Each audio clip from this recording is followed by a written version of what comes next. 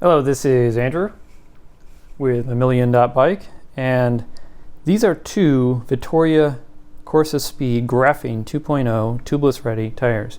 I picked these up because they're supposed to be light and fast and have very low rolling resistance. You may notice that the one here on the left is a 25C tire and the one here on the right is a 23C tire. Both of the wheel sets that I ride on the road are 28 mil external, but when I mount a 25C tire on them, it's smaller than 28, but it's not ideal. It's 27 point something, like 27.6, 27.7, which ideally it should be less than that. So the idea here is to aerodynamically optimize the front wheel with a 23C tire, because this will probably be like 25 or 26 millimeters, while also getting a little bit more comfort in the back with the 25C tire. The control is that I've been participating in an individual time trial competition with some guys that I ride with, just for a bit of fun and motivation to stay fit this summer, with group riding kind of not being a thing. So let's get these weighed and then we will get them on the rims. This is the 23C, which is 220.3 grams, which is really light. And here is the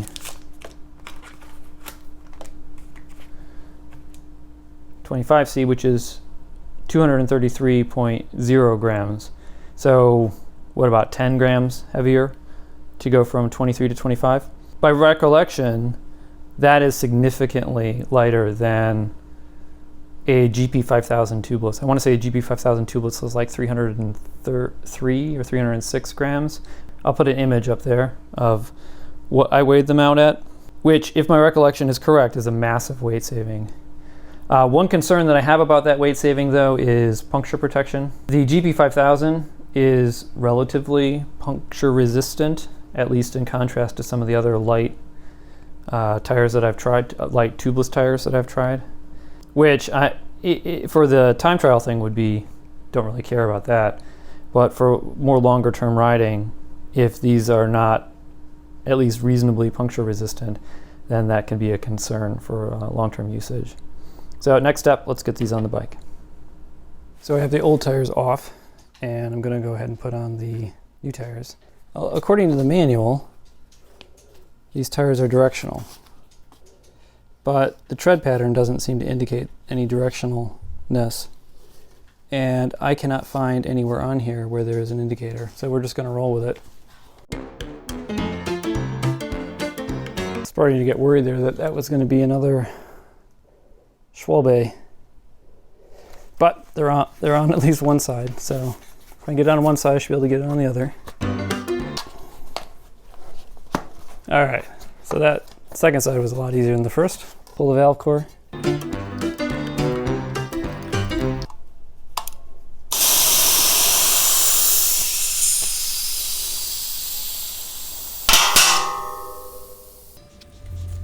So what's interesting is, you can probably see this, that we are losing pressure really fast, and it's leaking out the top of the tire. So these tires are not, well, they're tubeless ready, but they're clearly not sealed. So we'll have to put sealant in it to make it so that they actually can hold air without inner tube. So let's get the other one set up. So 25 went on way easier than the 23 did.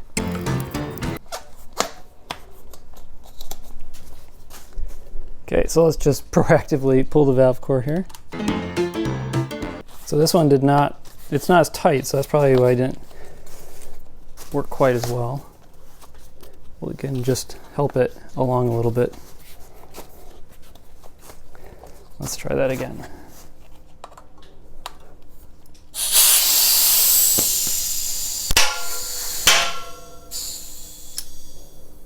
Brilliant. And I can hear it.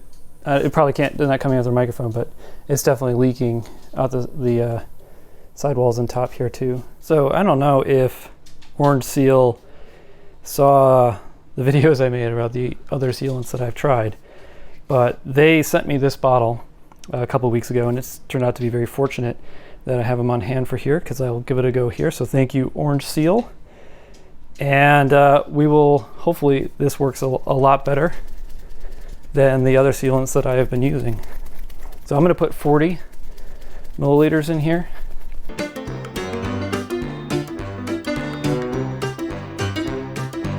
Before moving on to the next wheel, let's take this down to 80, and then let's measure it. This is 26.8. Hopefully you can all see that. 26.9 now. So that's a pretty massive improvement. That's a millimeter of improvement over the GP5000 for width. So I might have been okay with just the 25s all around. But let's keep going with what we've got and fill this guy up with 40 milliliters and then see how much it weighs, or see how wide it is. So I can actually hear the sealant sealing some of these holes. So let's see what the pressure is and then measure it at 80. Okay, so 24.7. So that is well inside the 28 of the rim. So I am very pleased with that. So that should be really, really good. So obviously get in the bike now and see how they work. So it is final thoughts time with the Vittoria Corsa Speed Graphene 2.0 Tubeless tire. Here we have a 23C and here's a 25. The short answer here for these tires is, if you're looking for an incredibly fast tire, look no further. It's literally in the name of the product. And it's actually kind of uncommon to see a product where the thing that it delivers is so honestly present in the product name. These are incredibly fast. They're so fast that you can feel it. And I don't mean just like when you do a time trial. Like I bought these to do a time trial-ish thing. When I mounted them on the wheels, I could feel it immediately. Like you just know that you're going, I mean, it's not like orders of magnitude, but you can feel it versus a different tire. They run faster. That's not to say that there aren't trade-offs involved. There are certainly trade-offs involved, and we're going to talk about that in a little bit. We're going to get into more detail around that. But again, just to summarize, you notice that I have two wheels here. 35, these are my Far Sports, these are my Reynolds 65s. And I liked them so much that I went out and bought another set to put them on the Reynolds, because I originally mounted them on the Far Sports, and I just didn't want to take them off. So if you get nothing else from the review, you want to turn it off now, that's cool. Thanks for watching. Like the video, subscribe, all that stuff, comments below. If you want to get more detail, let's dig in. You can run a 25 on either wheel set up front and still kind of be within that 105 rule, but the 23s is definitely safer for both. So that's why I went with that. I didn't have any issues with comfort. Even, I think I went on a semi-solo ride with another guy, 104, 105 miles or something like that, with the Far Sports wheels, and there was no issue at all with long-term comfort running the 23 in front and 25 in the back. These are fast tires, super fast tires. I mentioned earlier, you can feel it. You can also hear it. Well, maybe you can't hear the speed, but you can hear the difference between these and a GP5000 tubeless. So these are fast tires. My reference point was a GP5000 tubeless, and in the so they weigh quite a bit less than the GP5000 tubeless, which which does make them faster in part because, well, your acceleration should be faster because of rotational weight is less, pretty significantly less. In numbers terms, it's a little bit difficult to unpack how fast the Speed 2.0s are in contrast to the GP 5000 TL because I'm not a good enough cyclist to ride at the same power all the time. And so the second time that I did the time trial, I actually did it at a higher power of 258 watts versus 250 watts for the control, or what should have been the control. In broad terms, it's better because the goal was to go faster, not just to test the tires, but as a test, it didn't work out as well as I would have liked. What I'm going to try to do is unpack that number using some data from bikecalculator.com. So in broad terms, the number was either a minute 25 or a minute 27, depending on how you measure the how long it took to do the segment. Punching the numbers into bikecalculator.com, we have the 250 versus 258. And I've tried to put the temperature and wind and all that other stuff. Wind is complicated. It's kind of an up and back. The 258 actually had a bit of a headwind, where the 250 it was mostly crosswind. So I just kind of left that, and we'll just kind of work with what we have there and just kind of assume. If we just use the numbers that we have on bikecalculator.com, we can see that the projected time, well, first off, it's really interesting that the projected velocity number is super close to what I actually got. So that's one of the things that makes me feel like this is a reasonably valid way to do this. It's also super interesting that bikecalculator.com has this so well dialed in. But anyway, so we have a number of 67.11, and we'll subtract out to 66.04, and we end up with a minute.07. So if we multiply the 0.07 times 60 to convert it to actual seconds, we get 4.2. So the amount of time that bikecalculator.com gives us as the difference between 250 watts and 258 watts, given all of that other things that are, I tried to control for, is a minute and 4-ish seconds. So given that we're looking at a minute 25 or a minute 27 in difference, that gives us around 21 seconds or 23 seconds, depending on how we measure it, which is massive for just changing the tire. So given that, we can say with reasonable confidence that the Vittoria Corsa Speed 2.0 is quite a bit faster than the GP 5000 TL. So both subjectively and objectively fast tires, faster than the GP 5000 Tubeless. That's not without its costs, though. Some of these costs make it difficult to recommend the tire. The first one is durability, or puncture resistance, I guess I should say, instead of durability. I actually don't have any concerns around durability. I have about 900 miles on this tire here, and I think about 100 on these, and the tread is about the same. So I'm not concerned that this is going to be like a 2,000 mile tire.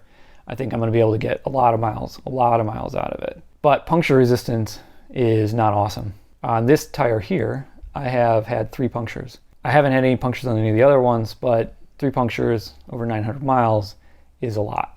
I've ridden the GP 5000 Tubeless for, I don't know, thousands of miles. I forgot to write that down. And I've probably had 2 punctures. It's certainly not, and I guess it's hard to say, like, puncture per mile kind of things. It's just one of those things you can tell that it just isn't as durable. But it's not, I don't expect it to be as durable either, because, as I mentioned, the weight is quite a bit different. If you have a heavier tire, you're going to get, you should get more puncture resistance because you got more rubber between the outside of the tire and the inside of the tire. The other thing is wet weather traction, and traction over surfaces like that have gravel on them, or like that sandy gravel, isn't awesome. I actually crashed the bike riding that tire, or these wheels, and I just in the wet, and I just kind of turned a corner and I wasn't paying attention, and the back tire went over a manhole cover and the bike out from underneath me. Now, it's hard for me to say that would not have happened with the GP 5000 Tubeless. It's quite possible that it would have. and that I'm just, you know, a bad rider. But I've grown accustomed, I think, to that level of inattentiveness with the GP5000 riding in the wet, where I just kind of have more traction. I didn't realize that, and it costs me. And it's one of those things that make it hard. The wet weather traction kind of makes it hard to ignore. Although I have ridden them in the wet since, and as long as you know, slow down and watch out for manhole covers, fine. No issues since then. But they do require a level of attentiveness which is greater than the GP5000 because they do not have the level of wet weather traction and loose surface traction that I have had with other tires. Now, obviously, I'm okay with that here, and I'm going to continue to run these because I really like them, because they are fast tires. But I would not want to descend a serious mountain hill kind of thing in the wet on these tires. I just wouldn't want to do that. So if you live in an environment where you might do that, then I wouldn't buy these. I would stick with a different kind of road tire. On the dry, they're fine. They have excellent dry traction performance. And the better the surface is, the better the traction. Not that dissimilar to, I guess, the difference between like a performance summer road car tire versus, you know, like an all season or whatever. There are trade-offs involved, right? So I guess the long answer to that is that if you can live with the trade-offs involved, then I would recommend them. But if those trade-offs aren't your thing, like I wouldn't take these on like one of those week-long 100 miles a day kind of rides because of the puncture resistance. And you don't really need to have that extra 0.5 mile per hour to do that. You don't really need that on a ride like that. But I have taken them on 100-mile rides, and I would feel comfortable doing that. It's just more about that long-term puncture resistance.